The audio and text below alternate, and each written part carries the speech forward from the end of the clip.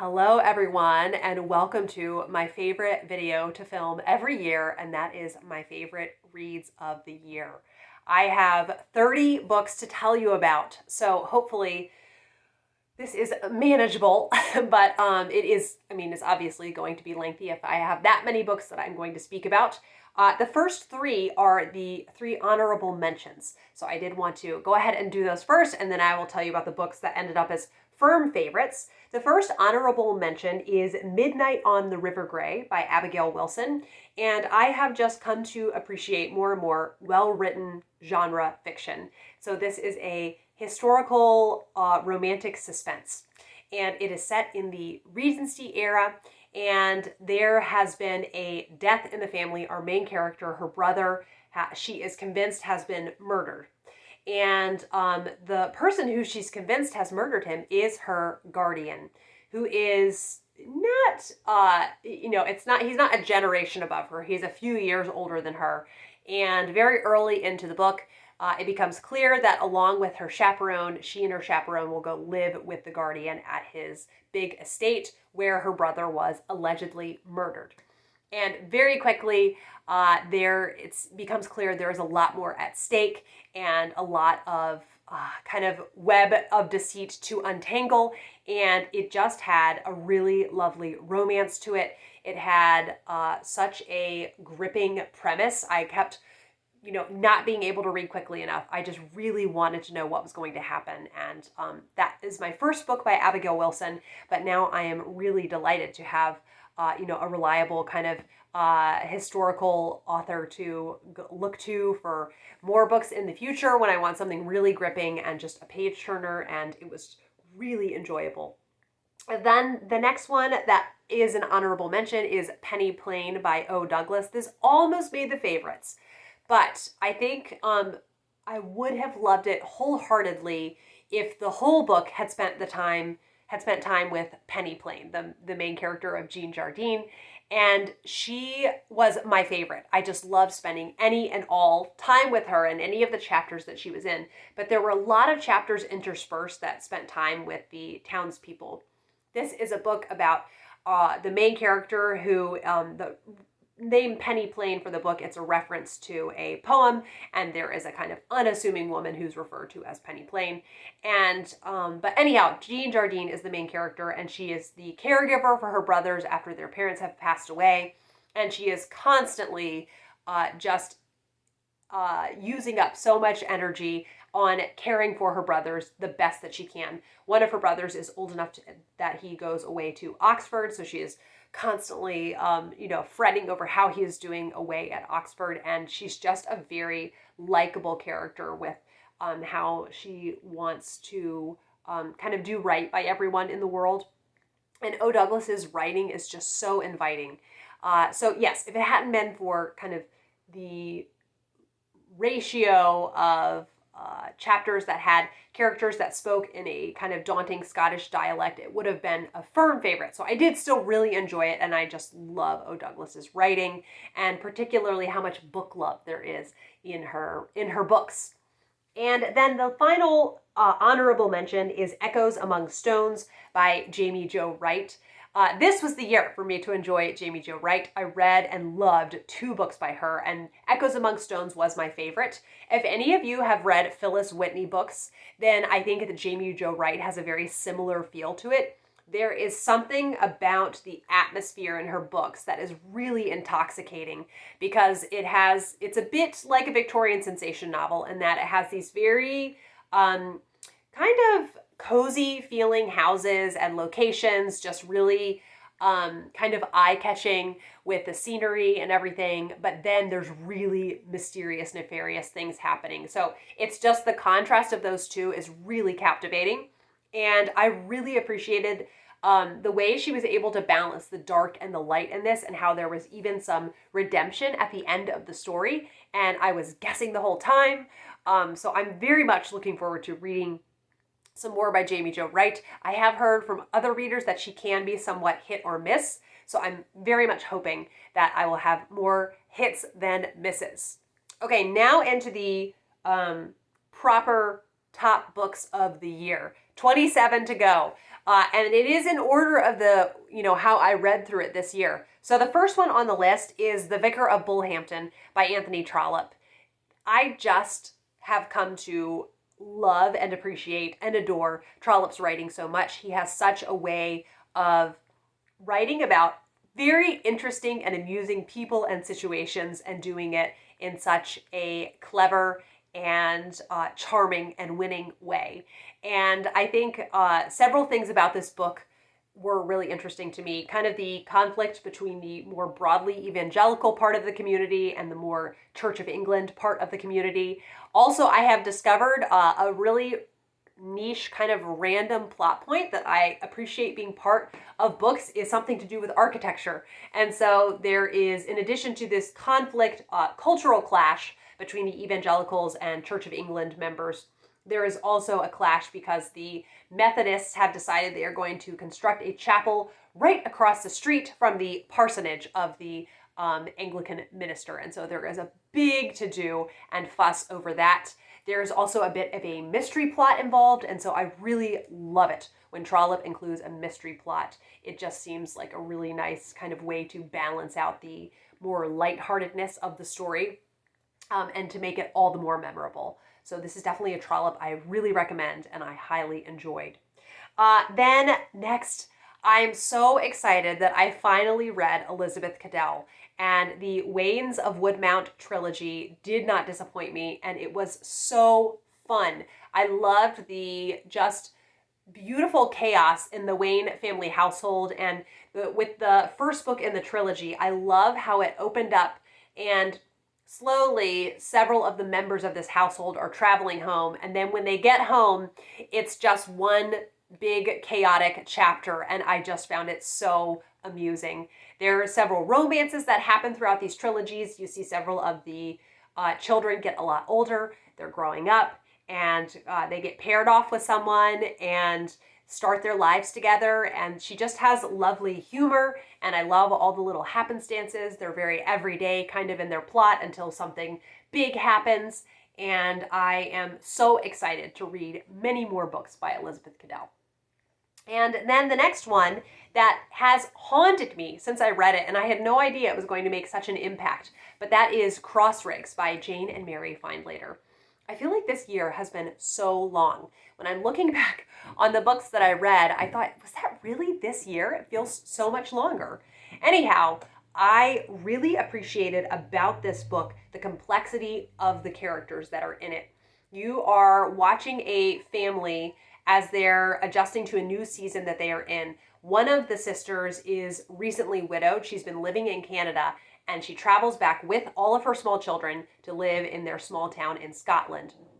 Her older sister is trying to find ways to supplement the family income, where their father, who is just completely and utterly useless, not only is he not bringing any income to the family, but he makes really impractical purchases. And so then the other sister, who's trying to make sure the family stays afloat, has to then work even harder to make sure that their family is going to be all right financially. And the relationships in this were really complicated. There was just such a, I don't know, it was such a unique book. It felt really different than any other classic that I've read, and I have not been able to get it out of my head. So I just really, really liked it. It does have some really sad things that happen into it, so I think maybe some of what I said about it makes it sound like it's super happy, but it's got some really sad, hard parts. So you definitely have to be willing to have an ache to this book when you're reading it. If you're able to get a hold of a copy, I really hope maybe this would go back into print at some point, because I just thought it was just wonderful. The next book on the list is My Name is Barbra by Barbra Streisand. This is her autobiography. People have been asking her for years to write one, and she finally did it. She wanted to do it her way. I think if you have watched interviews with Barbra Streisand and you like her, you're going to enjoy this book. It was really interesting just to get to hear about the span of her career and all of the things that she has been involved in. The one downside was that there was a lot of talk about politics, contemporary politics, and it's very much her spin on it, her take on it, and I don't think she necessarily compensates that there could be different takes on the political events that she was speaking about. But that was only the downside. That was the only downside, and I knew going in it was going to be like that because she is very outspoken. That's her personality, and I just love the art that she makes. Whenever she puts her, her efforts into some kind of art, she is fully in it. And I really appreciated getting to hear more about, some people refer to her as difficult to work with. And she has really explained it that she just has a really particular idea or standard about what she wants a piece of art to look like or sound like. And she thinks that she shouldn't be considered difficult for having a certain standard that she wants the art to meet. And she has different directors that she has worked with that have really understood that and been on board with her vision.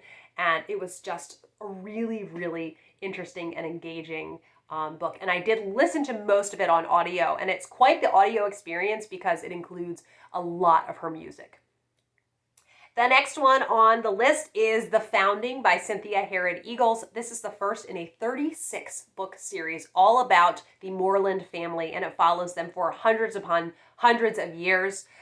This took place during the 16th century, and it was all about this family and how they are able to kind of rise up and gain more wealth than they do have. And it was just really fascinating to learn about the wool that they sold. That's what it was. They had sheep and they started to sell wool, and they figured out ways to sell it maybe to a different buyer who would give them more. And then it's a big deal when a house is built for the family. There is some backstabbing that happens in this, and I'm stuck in the middle of the next one, which is The Dark Rose. And the backstabbing is even more in that. So I'm finding these are kind of emotionally heavy.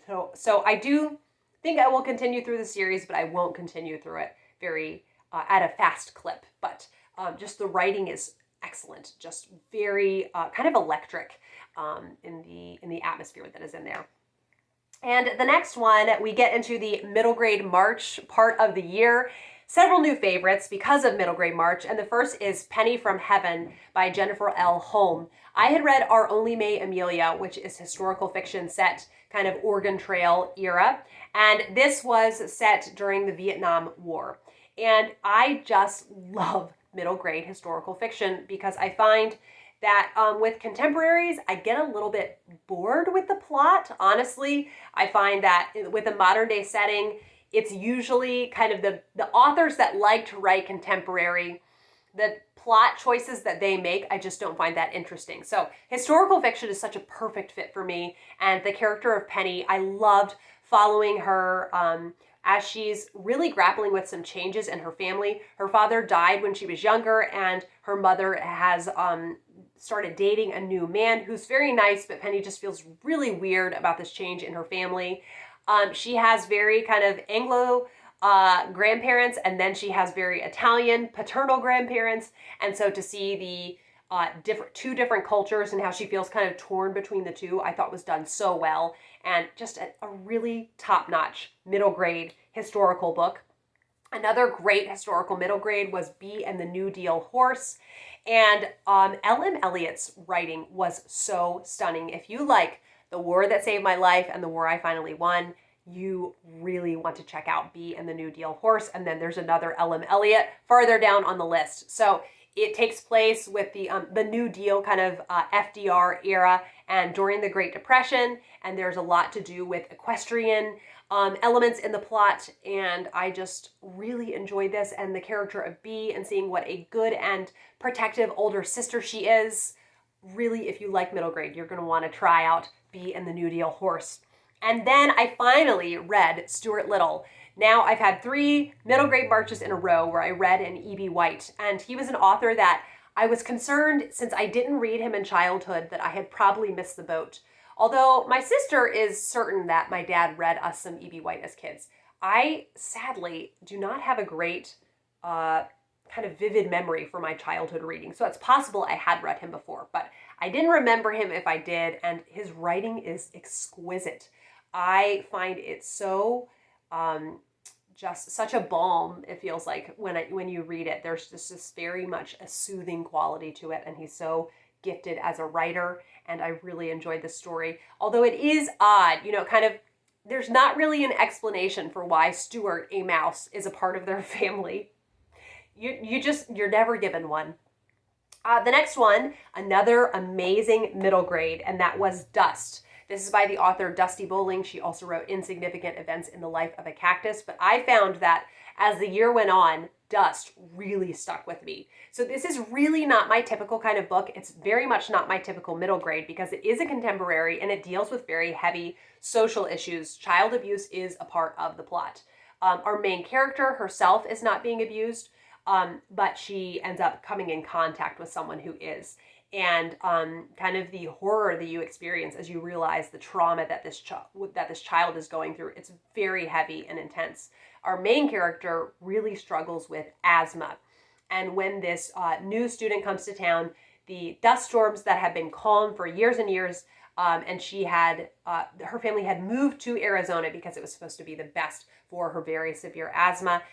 The dust storms resume and they start again. And so she is really in danger because of all the storms. And then it becomes clear that there might be some connection between this new boy who's moved to town and the changes in the weather. And so it's kind of a supernatural type plot, and it just works. It's really stayed with me. Such a just kind of punchy book, and just it's left a lasting impression on me. Okay, the next book is Mrs. Quinn's Rise to Fame by Olivia Ford. This book I was not expecting to love as much as I did.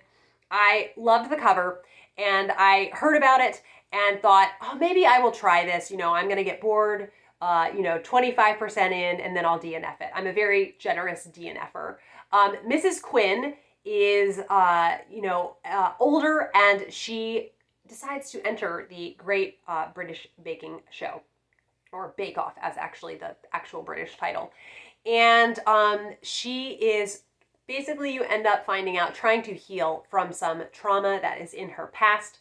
The trauma that's in her past is really heavy and sad.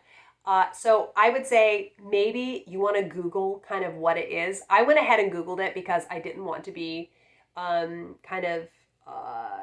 bracing myself and then completely destroyed at the end. So I think if it's something that personally would really affect you, you might want to know going in and have a heads up. I read what it was and I thought, okay, that's really heavy, but I think I can handle it.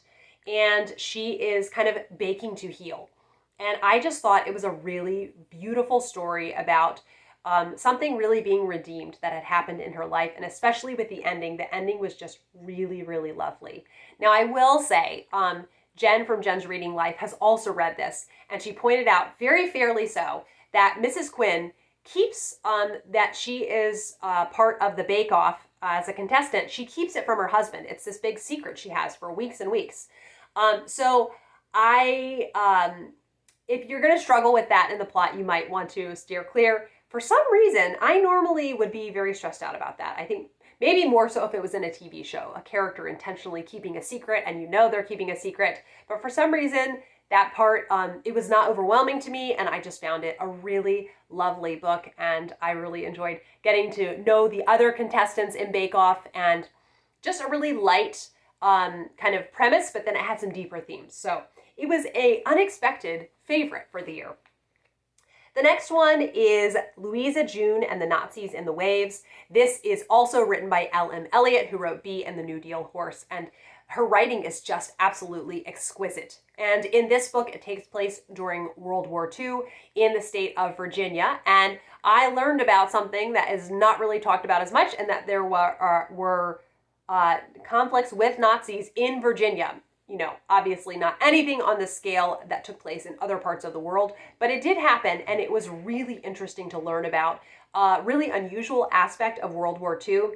I can get on board with reading World War II fiction if it has a facet of the war that is not spoken about as much and is something new to me for me to learn about.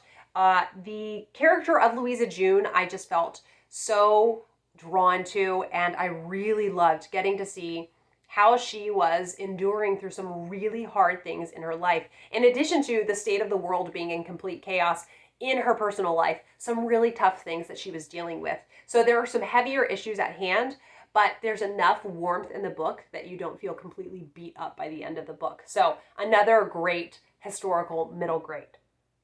Okay, the next one, another historical middle grade, and I had, this on the agenda for middle grade March, but I loved it so much. I didn't want it to end that I just kept lingering with it and just saving just a few chapters to have, and that is Brother Dusty Feet by Rosemary Sutcliff.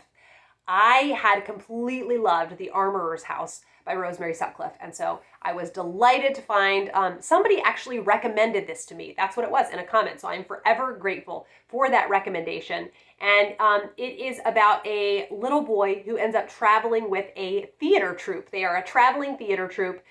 This is set, I think it's Tudor, England, and they're going from town to town, and it's just his adventure with them. There's a little bit of magical realism in there too, which in the other Rosemary Sutcliff, The Armorer's House, is also in there. So I find that a really interesting kind of magical touch to have to her books. And I just love her writing. This story was very slice of life, but because of the descriptions of all of the characters, the scenery that they're going by, the food that they're eating, just their daily lives, I found it so engaging. So I think kind of an unusual link, but I think if you enjoy misread Rosemary Sutcliff's books, at least these two, I know her kind of other historical fiction is a bit more hard-hitting, but these two are more slice of life. The next one, and this kicked off my reinvigorating my presidential biography project, and that is John Adams' A Life by John Ferling. I had been laboring over the David McCullough John Adams biography and just not getting into it. And finally I thought, you know what, maybe it's the book and it's not the topic. So I got this book by John Ferling from the library, and I think I read it in 4 days. I was completely fascinated by the man of John Adams. And he's someone that I think having him as a husband or a father-in-law is not all that appealing to me because he was kind of grumpy. He was just kind of a grumpy guy, but he was a very good man. And the kind of element about his life that really stuck out to me was during the Boston Massacre, how once you kind of look into it more, you see it's actually really complicated and it's not as black and white as maybe we're taught in history. And seeing that he was willing to go against the grain, and because he thought that the British soldiers deserved a fair trial, he was willing to represent them as their lawyer. And he had a lot of just people who were very angry with him about that. But he knew that it was the right thing to do, that they deserved a fair trial, no matter kind of what he thought. And that really spoke volumes about him to me. So it was interesting because his presidency, that part of the biography was in a way a little bit less memorable. And I think that it was just kind of an impossible task to follow up George Washington, who was pretty much universally loved. And to then, he was a bipartisan president. And so then to be a Federalist coming in, and you're coming in after George Washington, is a big, tall order. So that, it was interesting that part of the book made less of an impression on me. But such an interesting biography. I mean, there's just so much to talk about with it. It's a really lengthy biography, and I really enjoyed it. So I'm very excited to continue in my presidential biography project, endeavor I never thought I would enjoy as much as I do. The next one on the list is Jericho's Journey by G. Clifton Whistler. So this year I decided with the boys that for history we were going to start mainly studying history through documentaries and living books. So primarily through historical chapter books. And this was all about the Oregon Trail. And these pioneers were going all the way to Texas, which I typically don't think of pioneers as going to Texas, but in looking more into it, it was a typical kind of destination for plenty of pioneers. And it's just really excellently written historical fiction. You get to learn about the day-to-day life of pioneers, what it would be like, how they cooked food, the illnesses that you would have to worry about, the dangers that they had to worry about. And I ended up buying several more books by G. Clifton Whistler that are Civil War era that I want to read with the boys. Really looking forward to reading more of those. Then Jefferson, Architect of American Liberty by John B. Bowles. This, to me, I think was my favorite. It's so far been my favorite out of the presidential biographies. Thomas Jefferson, if you have looked into American history, he's a very complicated historical figure. He has this sort of very painful legacy after it has come to light his relationship with Sally Hemings, one of the slaves that lived on his plantation. And so it was, kind of a coercive relationship. But also, I appreciated that John B. Bowles talked about there's also just some mystery to it. At the end of the day, we weren't there for it, so we can't know kind of how malicious or how consensual it was. We just know that it was. And there were parts about Thomas Jefferson that I found so likable. His insatiable curiosity for everything in life. He just wanted to know everything. He was a perpetually curious person. And I really loved that aspect of him. Also, he was such a reader. He really, really loved to read. It was really interesting to learn about his time living in Paris and just the interesting things that happened in his life. So yeah, it was a really good biography, kind of showing the better qualities that he had and then also the flaws, giving a really even-keeled portrayal of this complicated historical figure. The next one on the list is Children of the Covered Wagon by Mary Jane Carr. We enjoyed Jericho's Journey so much, we decided to do another Oregon Trail book. And this was really interesting because Jericho's Journey was written about the Oregon Trail in the, I think, like the 1980s or 90s, and Children of the Covered Wagon was written maybe 1930. So it's definitely a different portrayal of Native Americans. And but I did some of the crazy events that happened, and I Googled, did this actually happen? Were settlers kidnapped by Native Americans, were settler children? And it actually did happen a decent amount. So it was really interesting for that to be portrayed in there. So it might not be the most even-handed portrayal, but it also was talking about things that actually happened. And it was, I would say, more literary than Jericho's Journey. And just the writing was absolutely stunning. So she, I think, was an elementary school teacher, and she wrote this book. And I just found it such a rewarding read. And I didn't want it to end because I was so invested in what was going to happen to these families. And it was just an excellently written historical fiction that featured a lot of elements that made it really interesting because it had things that I wouldn't necessarily learn about in a textbook. The next one is an actual textbook, and this is one of the textbooks that I used with the boys last year, Science in the Ancient World by J. Weil. And I really love that there is no chronological snobbery to this curriculum. So this curriculum is teaching science through history. And it is really putting to rest the idea that we are so much more enlightened and we are so much smarter now. If anything, I think that the leaps and bounds that were made in the scientific community in the ancient world are so much more impressive. Now we get to stand on the shoulders of giants when we make discoveries. So I just found it such a fascinating journey through science in the ancient world. For instance, at the time when Christ would have been alive, people figured out how to calculate the circumference of the earth. That is just mind-blowing to me. I found it so interesting. And also, there was a lot of study on Da Vinci, so it was really cool to learn more about him and the discoveries that he made. A really interesting video about a special parachute that he made that was a completely different design, and only recently they've tested out this parachute and it does work. So just really cool to learn about all sorts of people and the discoveries that they made about the stars, about blood, about the earth, and just life in general. Really a cool textbook. So I never thought I would put a textbook on here, but I just loved it. We have kind of paused on that series for this school year because we're just doing a lot this year, but I would love to continue. It's Science in the Age of Reason. So I have all the supplies and everything. We just haven't really gotten very far with it. Okay, the next one is The Best Cook in the World by Rick Bragg. Now, I feel genuinely conflicted reading any kind of food writing with all of the food sensitivities that I have. When I go in a grocery store now, I feel like I can just be like, can't eat that, can't eat that, can't eat that, just go down with pretty much 90% of the things in the grocery store.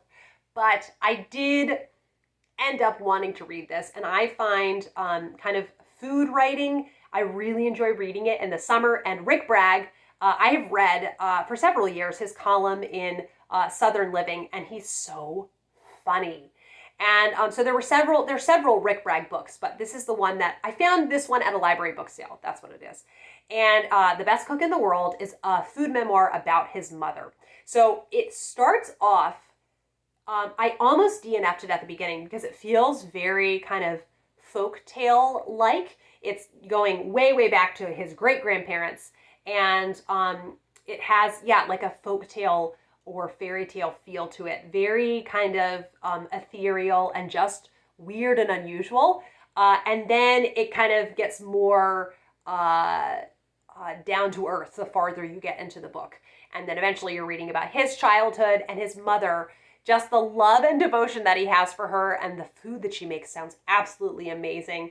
And I love kind of the pushback that he got from her as he's doing the memoir. It has a really neat format in that there is a recipe that's kind of central to each chapter. And then he tells you stories surrounding that recipe and is able to somehow unfold the history of his family through those recipes. And so he was trying to get his mother to tell him kind of the recipe for different foods that she has made, different food that she has made throughout the years. And the idea of writing out a recipe instead of just cooking intuitively is she's flabbergasted by this. And he'll say, what temperature should the oven be? And she'll say, well, how should I know? I've never cooked in their kitchen. I don't know what their oven is like. So she's quite the character, and I really just love the love and devotion that you can see he has for her throughout the book. So definitely really enjoyable. Excellent memoir, and one that I'm happy I have a physical copy of. If at some point I can eat, more variety in my diet, I would love to try out some of these recipes because they sound just amazing. The next one is a nonfiction by Cindy Rollins called Mere Motherhood. I first knew about Cindy Rollins through the Literary Life podcast, and she has such a warm and inviting personality to her. And she is another, speaking of Thomas Jefferson being insatiably curious, she's another insatiably curious person and has a really deep love for Shakespeare and books in general. And Mere Motherhood is kind of her homeschooling memoir, but it's also about just kind of the ups and downs of life in general, and just her funny stories about her wild and crazy boys. She has, I think it's 7 boys and 1 daughter. So it was definitely a lively household as the boys were growing up. And she has such a gift with telling the story of her life. And she's just a delight to follow on social media as well. Okay, we are now to Victober territory. And I have 4 favorites from Victober to tell you about. So the first is The Tower of London by W.H. Ainsworth.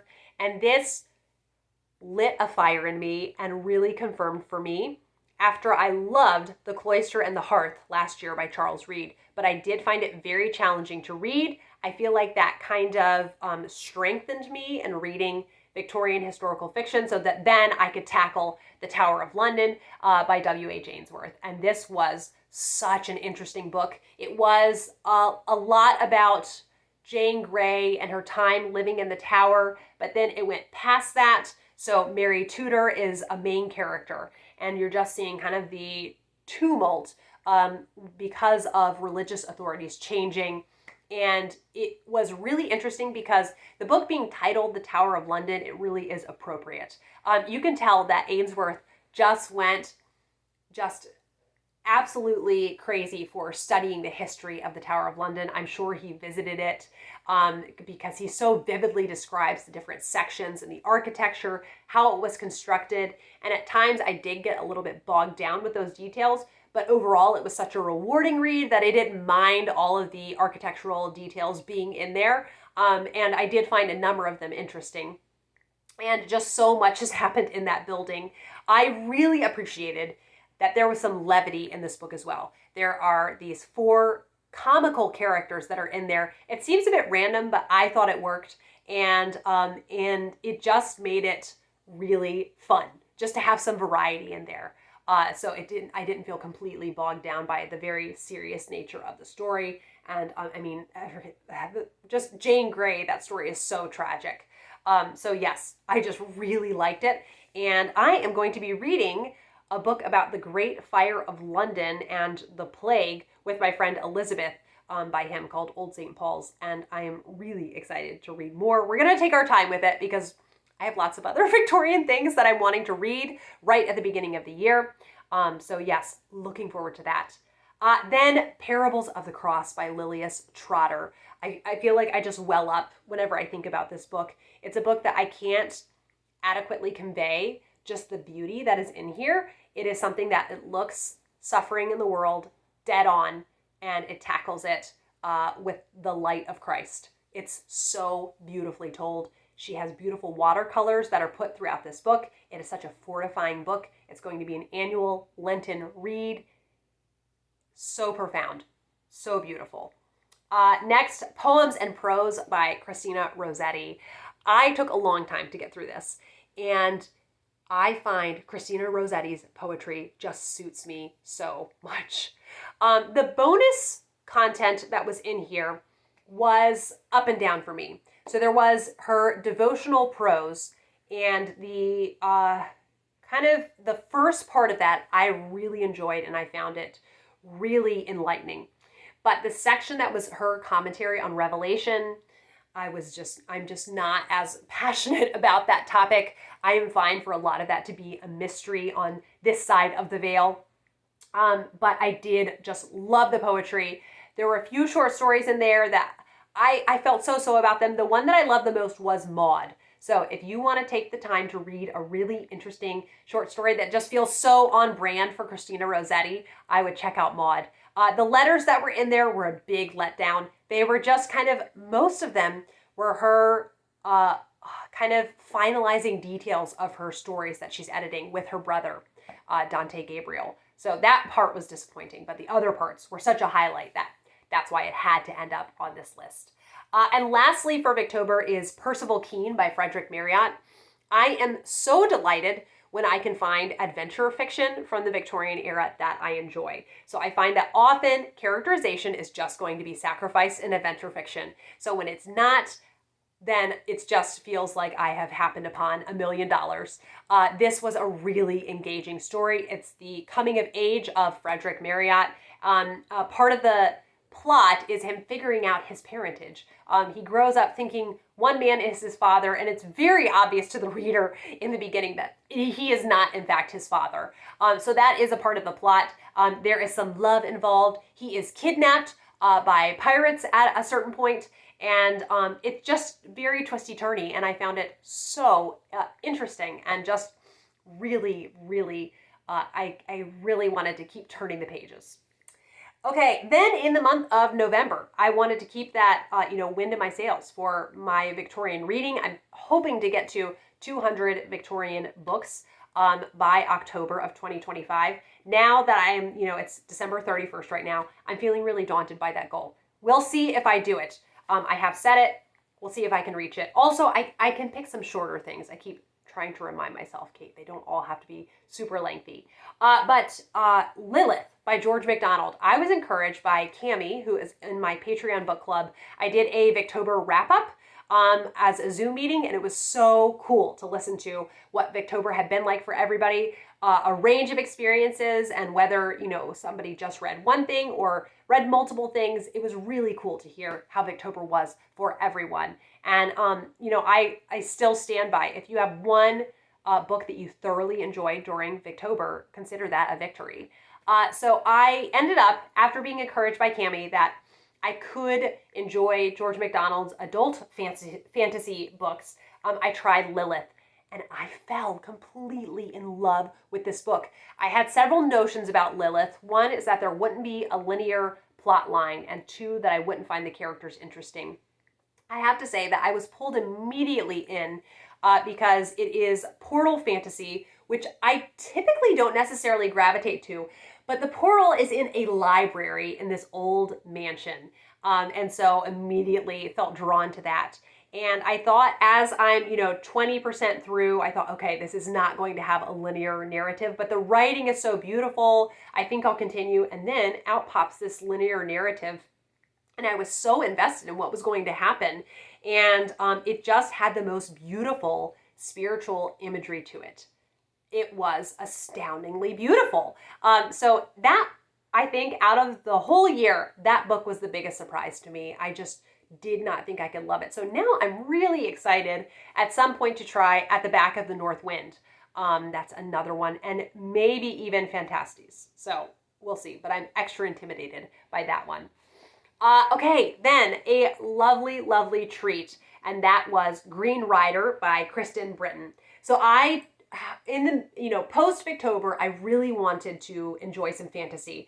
I basically had not bounced back after Wheel of Time with finding some high fantasy to enjoy. I, am pretty grumpy about how Wheel of Time ended, but I know that there was enough in there that I liked that I really wanted to find some because I love getting to know characters so deeply over a long series. It's the same with the long mystery series. And it just is something I was really longing for, and getting to get lost in another world, I find just a really lovely way to spend time in a book. So finally, I ended up trying Green Rider by Kristen Britton, and this just was top-notch reading for me. I love Kristen Britton's writing, and so I think if I am on board with the writing style of the author, it just makes everything so much easier. I didn't find her world building overwhelming. I didn't find myself daunted as I was reading. I just kept wanting to turn the pages and find out what was going to happen. Kerrigan is the main character, and in the beginning, she is approached by this Green Rider, who is a messenger for the king, who is dying. And he says to her, please take this message to the king. You have to get it to him. He has to get this message. So then she makes it her life's mission to get this message to the king, and her life is forever changed. I found the world absolutely fascinating. Again, at the beginning of this list, I talked about how I find architecture. Randomly, I found out I find it interesting as a plot. So there is a wall that is keeping out evil in this land, and part of the wall has eroded. And so there is a lot of talk now in this next book that I'm already reading on the materials and the processes that need to happen to rebuild this wall. It's not just a brick wall you can reassemble. It's like people with special skills have to build it. So I find it really interesting, the safety in the land being threatened by encroaching evil. And there is kind of an evil prince who was usurped for the throne by his brother, who he does not like. Just a lot about this world I find fascinating. So I'm very excited to continue on in this series and have some fantasy to sink my teeth into this winter. And then Rilla of Ingleside. Oh my gracious. I just completely adored this book. It is one of those books that I feel very emotional whenever I think about it, because it is set during World War I, and there's some high costs that come because of that in this story. Ellen Montgomery just can write so beautifully. I've had my ups and downs with the Anne series, but this was such a highlight for me. Even when I didn't really find myself invested in the romance. Even with that, I just completely loved this story. I soaked in all of the words. I actually don't own a physical copy of Rilla of Ingleside. I was checking, and this series stops at book 6, and I'm going to obtain one at some point. It was so beautiful, and as soon as I finished, I thought, I cannot wait to reread that. I'm going to, hold myself back from rereading for a couple of years, but it was such a beautiful, powerful book. I loved getting to know Rilla's siblings. Just lovely. And the final book on the list, and a book that I finished just yesterday. Yes, yesterday. And that is The Chaplet of Pearls by Charlotte Mary Young.